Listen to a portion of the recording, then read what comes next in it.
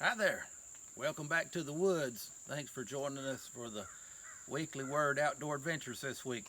Got something special for you today. I'm going to show you the 4 best smelling things in the woods, in my opinion. You may have something that I don't even know about that smells better. If you do, reply to me and let me know about it. But I'm going to show you what I've gathered up for you prior, and I'm going to list them 4 to 1 of the 4 best smelling things in the woods. First of all, this is a rather common thing. It's a leaf that looks like a mitten, and that little mitten shaped leaf is actually a sassafras leaf. And you've heard of sassafras tea. You can actually dig up the roots and clean them and boil them and make kind of a brown liquid, and like everything else in the world, if you pour enough sugar in it, it tastes really good on a hot cup of it on a cold winter day. Sassafras tea. But the smell comes from the leaves here. And if you take one of these mitten-shaped leaves and just put it between your hands, don't ever do this with poison ivy, and crush it just as good as you can. It's got a really good smell on it. Sassafras. That's number 4. I'm going to show you number 3 on my chart now, the hit list. This is called Tennessee Mountain Mint. And along about the end of August, it starts getting really white because it's just loaded up in these leaves on the top. It's got some of the buds on it. And here's somebody over here gathering their firewood off in the woods, running a chainsaw. You may hear that in the background.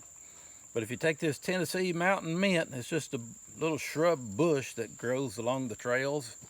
And oh, it smells wonderful. And of course, it smells just like I told you. It smells like mint. You just crush it up. Oh, it's so strong it'll open up your sinuses. And some people actually will take a leaf and just chew on it. Get that mini fresh breath. Tennessee Mountain Mint. Number 3 on my hit list here. Number 2 best smelling thing in the woods for me is a green walnut. I love the smell of green walnuts. I take one every once in a while when they're green and fresh like that, and just take it in the house and lay it beside my easy chair there, and just in the window, and just makes the whole living room smell good. If you like the smell of a green walnut, smells great. We'll toss this one back over here for the squirrel supper. Number 1, and if you go back in the archives and look, last winter, maybe getting close to a year ago now, I did a whole special on this one. It's called heartleaf. Just a little herb-like plant that grows on the ground, shaped like a heart. Don't know which way to make it look best like a heart, but it's got a beautiful pattern on it. Some books call it little brown jug because it has those little brown jugs underneath the leaves right below it in about May or so. And we just crush it up, and it's the number 1 smelling thing in the woods, in my opinion. Most people say it smells like a strong licorice. Heartleaf smells wonderful. You can open up your truck door and throw that in the floorboard and leave it overnight, and the whole truck will smell good the next morning.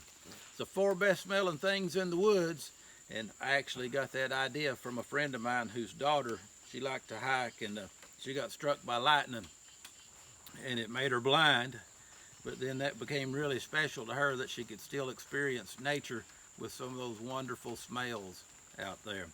I never have been blind, literally, and I hope I never am. Hope you never are either. But I was blind spiritually at one time. But when I realized who Jesus was and what he did for me and how much he loved me, my eyes were opened. He died for you, and he loves you too. See you next week on the Weekly Word.